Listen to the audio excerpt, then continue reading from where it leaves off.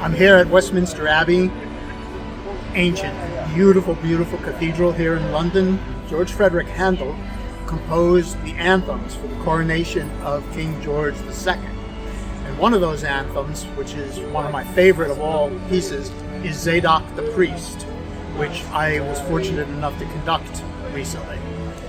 It was premiered here inside Westminster Abbey, where we're going in now to see the Handel Monument and the church and where everything happened. And Zadok the Priest has been performed at every coronation since 1727, including the most recent coronation of Charles III. So come on in, join me in Westminster Abbey, the home, one of the homes of George Frederick Handel.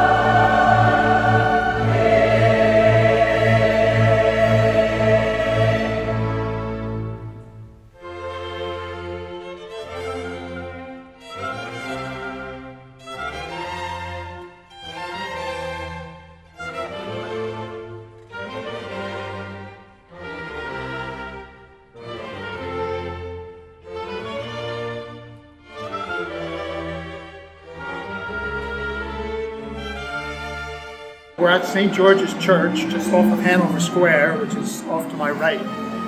It's Sunday and there's a service in progress, so I'm not sure we'll have the opportunity to go inside. But this is where Handel worshiped. This is where Handel played the organ. This church had only been open a few years before he moved to his house on Brook Street. But he was a regular for services here at this church, and we are walking on the streets where Handel would have walked. So many of these buildings he would have been familiar with. This would have been his block. Probably somewhere not nearby would be his pub. But it's such a thrill to be able to say, we are here. Yesterday we were at Westminster Abbey, where Handel premiered so many of his great choral works. And today we're at the church where he actually played organ. You can only imagine Handel playing organ and improvising during service or something right near his house, which we're going to be visiting shortly.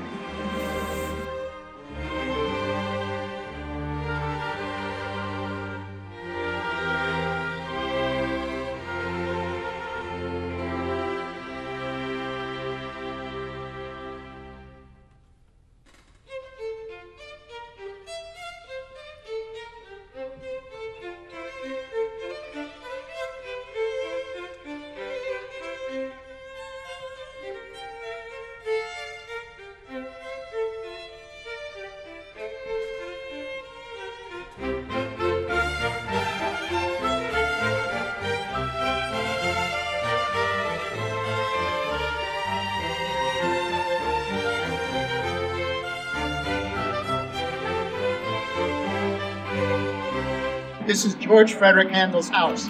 He lived here for several years, most of his life while he was in London, and sometime in the 1720s till his death in the 1750s. He lived here and he composed some of his greatest music here, some of the music that we've played with the orchestra that I've conducted, his operas, his chamber music, his organ music, and his orchestra music. He composed it right here in this house. So we're going to go in now and visit Handel's house.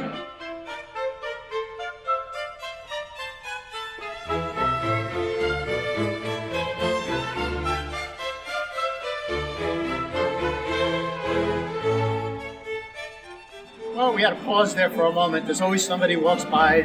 It's a busy street. London's a busy, active town, musically and in so many other ways. But here we are. We're going to enter Handel's house. We're going to walk where he walked, where he lived. By coincidence, as I started to say, we recently visited the Handel's church, and at Handel's church, we were there when we found out it's famous because associations with Theodore Roosevelt, Guglielmo Marconi, and others, and now here, by coincidence, that living right next door to Handel was Jimi Hendrix, the rock and roll guitarist. So we're going to go in and visit this historic house.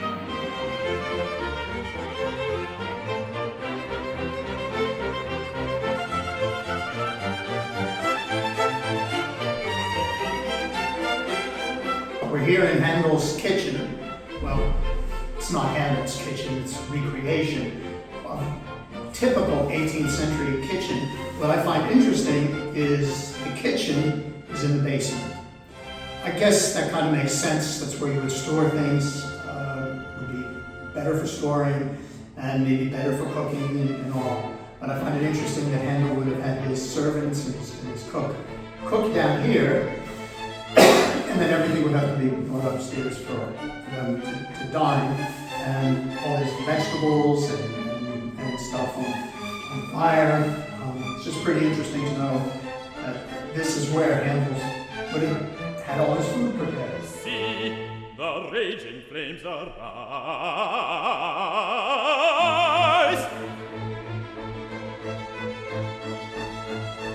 See the raging flames arise. The raging flames. Well, now we're in the room where Handel did his composing, and I can't even begin to tell you what it feels like to be standing next to a harpsichord. Now, this is not his harpsichord, but it's the type of harpsichord he would have had, and it's just amazing and inspiring to be here. I think maybe this afternoon I'm going to do some composing or something. So where he composed Messiah in 24 days in this room where we are. Pretty amazing.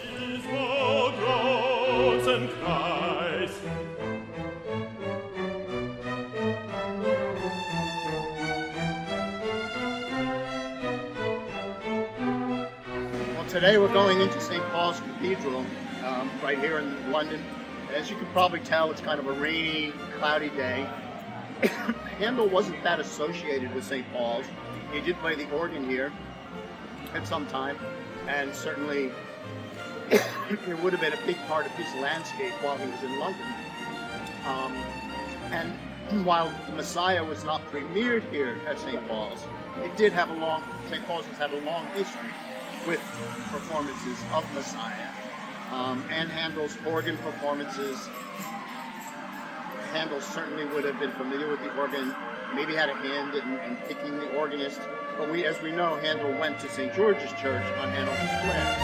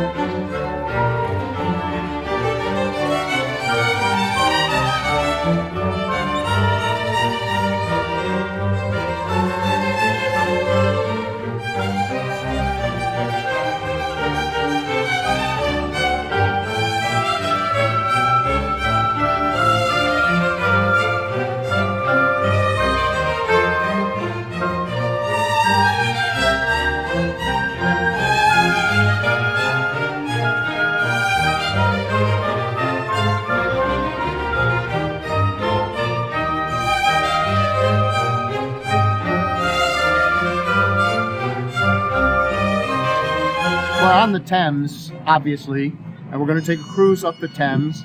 And while a lot of it is not what it was like while Handel was here, certainly the Thames was here, and a lot of the buildings were here. So we can only imagine Handel on the Thames, crossing the Thames, seeing some of these old buildings. And we can only wonder, what would he think today to see Parliament and Big Ben are behind me, the London Eye? None of this would have been here, but the river would have been here. And it's one of the most famous works that Handel wrote, that we've played many times, is the water music. Why is it called the water music?